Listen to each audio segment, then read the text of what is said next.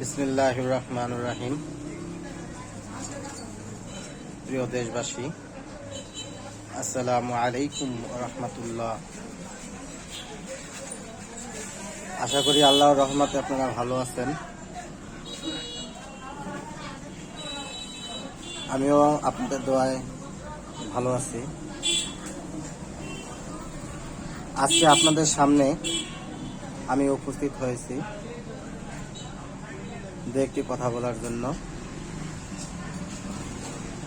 আমরা একটি নতুন রাজনৈতিক দল গঠন করেছি,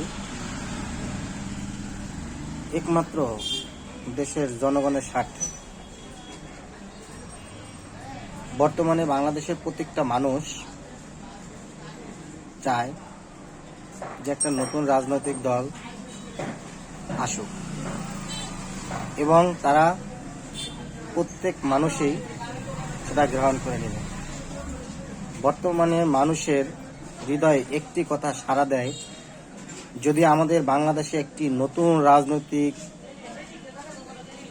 দল আসতো, প্রতিহিংসা ব্যতীত রাজনৈতিক দল আসতো, তাহলে সবাই আমরা তাদেরকে নির্বাচিত করতাম।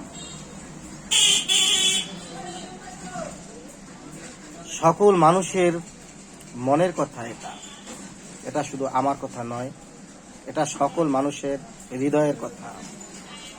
একটা সুস্থ রাজনৈতিক দল গঠন করা। তাই আমরা একটি সুস্থ রাজনৈতিক দল গঠন করেছি। এখন আপনাদের সহযোগিতা একান্তভাবে কাম্য, আপনাদের সাপোর্ট দরকার। তাই আসুন সবাই মিলে একটা সুস্থ পরিবেশে সুস্থ একটা রাজনৈতিক দল গঠন করি এবং আগামী ভবিষ্যৎ প্রজন্মকে একটি সুন্দর দেশ উপহার দেয়।